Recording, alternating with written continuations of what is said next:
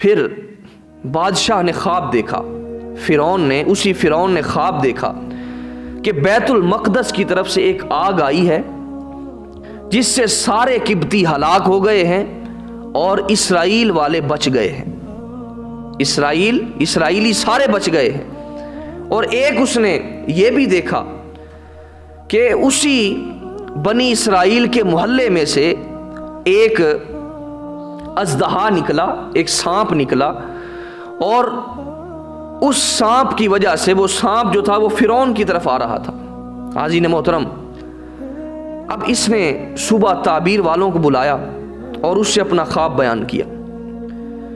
تعبیر والوں نے اسے بتلایا کہ ایک تیری رعایا کے اندر ایک بچہ پیدا ہوگا، وہ بڑا ہو کر اس کے ذریعہ سے تیری حکومت کا خاتمہ ہوگا، تو نیست و نابود کر دیا جائے گا۔ اب اس نے پھر ایک حکم صادر کر دیا، اس نے کہا کہ بنی اسرائیل کے اندر جو بھی بچہ پیدا ہو اس کو قتل کر دیا جائے۔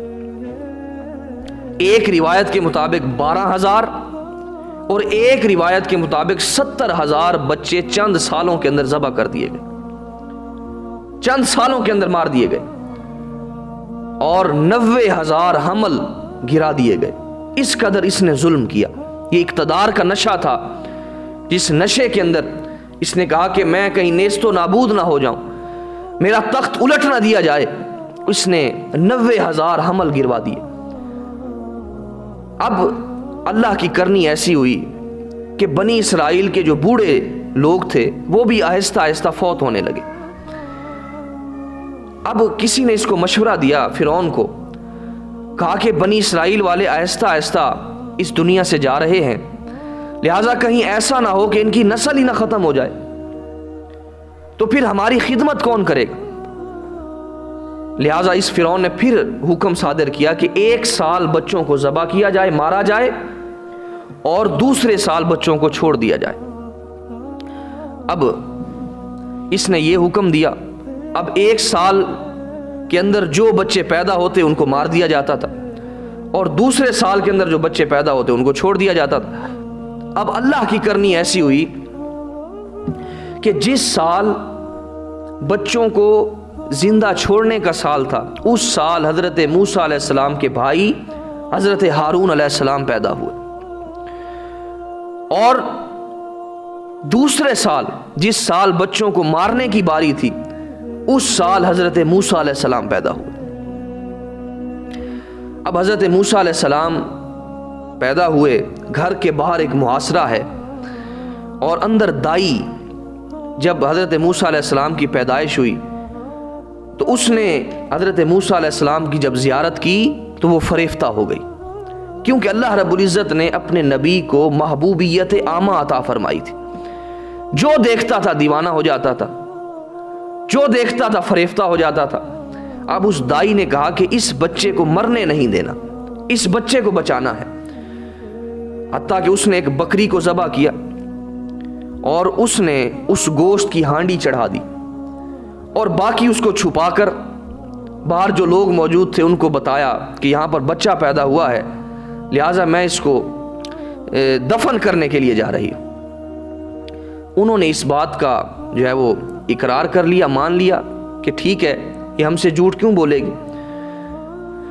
پھر کچھ وقت گزرا، نجومیوں نے خبر دی کہ وہ بچہ جس کی وجہ سے تیری حکومت کا خاتمہ ہوگا وہ بچہ پیدا ہو چکا ہے۔ اب اس کے کان کھڑے ہو گئے کہ یہ کیا ہو گیا۔ اب فرعون نے پھر حکم صادر کیا کہ تلاشی لی جائے۔ لوگوں نے بتلایا کہ عمران کے گھر جو بچہ پیدا ہوا تھا ہم نے اس کو دیکھا نہیں تھا، ہم نے ان کو دیکھا نہیں تھا، مگر دائی کے کہنے پر ہم نے یقین کر لیا تھا کہ واقعی اس نے دفن کرنے کے لیے لے کر جانا ہے، مگر ہم نے اس کو خود دفن نہیں کیا۔ حتیٰ کہ حضرت عمران کے گھر کی تلاشی لی گئی، اور وہاں پر حضرت موسیٰ علیہ السلام آپ اپنی بہن مریم کی گود کے اندر موجود تھے۔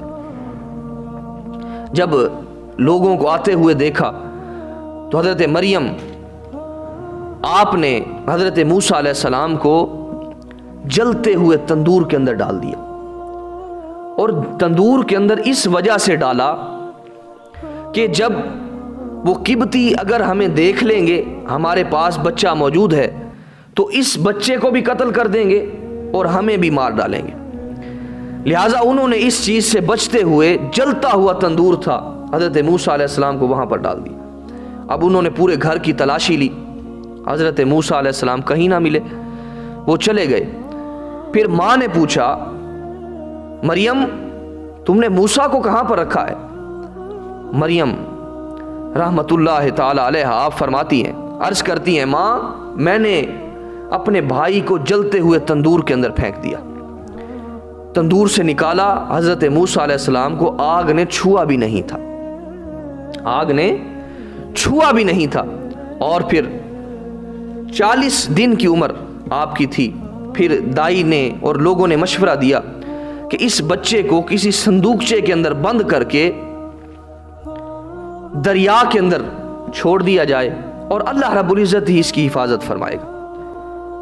اب حضرت موسیٰ علیہ السلام کو نہلایا گیا, غسل دیا گیا, اس کے بعد خوبصورت آپ کو بنایا گیا, لباس پہنایا گیا اور آپ کا اس قدر بناؤ سنگھار کر کے ایک صندوقچہ تیار کروایا گیا.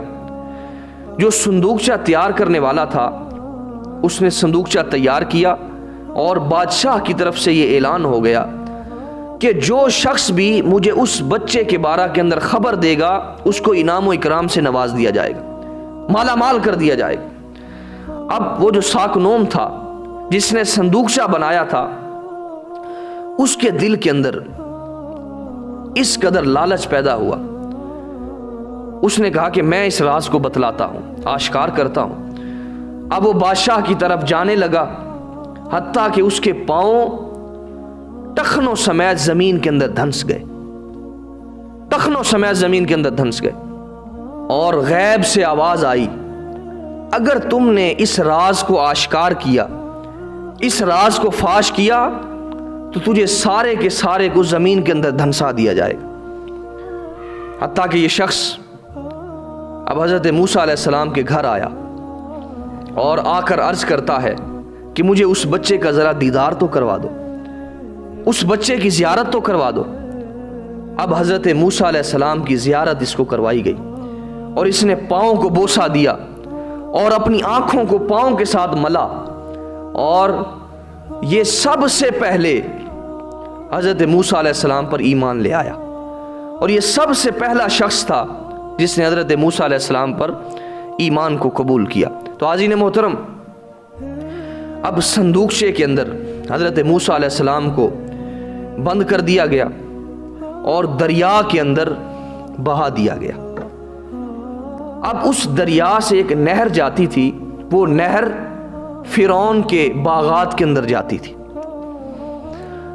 اب اللہ کی کرنی ایسی ہوئی کہ وہ صندوقچہ اب اسی نہر کے اندر داخل ہو کر فرعون کے محلات کے اندر چلا گیا, جہاں پر فرعون کے باغات تھے. تو وہاں پر فرعون بھی سیر و تفریح کر رہا تھا, سیر کر رہا تھا. لوگوں نے دیکھا کہ ایک صندوقچہ آیا ہے. اب لوگوں نے اس صندوقچے کو پکڑا اور فرعون کے سامنے رکھ دیا, کہا کہ یہ صندوقچہ تیرتا ہوا آیا ہے. کھولا گیا تو اس میں سے ایک خوبصورت بچہ برآمد ہوا, خوبصورت بچہ برآمد ہوا. فرعون نے کہا کہ یہ وہی بچہ ہے جس کے بارے کے اندر مجھے خبر دی گئی ہے کہ وہی بچہ تیرا تخت الٹ ڈالے گا, تیری حکومت کا خاتمہ کر دے گا, تیری بادشاہت کو ختم کر دے گا. کہا یہ وہی بچہ ہے. لوگوں نے کہا, حضرت آسیہ علیہ السلام بھی وہاں پر موجود تھی, اس نے کہا کہ دیکھیے وہ بچہ نہیں ہے, بڑا پیارا بچہ ہے, مجھے بڑا پیارا لگا ہے. تو نے ایسے غلط فہمی کے اندر ہزاروں بچوں کو مار ڈالا ہے, لہٰذا میری گود کے اندر کوئی بچہ نہیں ہے, میں اس کو اپنی گود میں لے لیتی ہوں, بہت پیارا بچہ ہے. اب حضرت موسیٰ علیہ السلام کو حضرت آسیہ علیہ السلام نے گود میں لے لیا.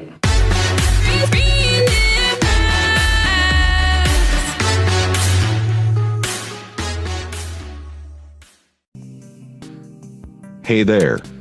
Subscribe to my channel. And also press this bell icon. so you never miss any new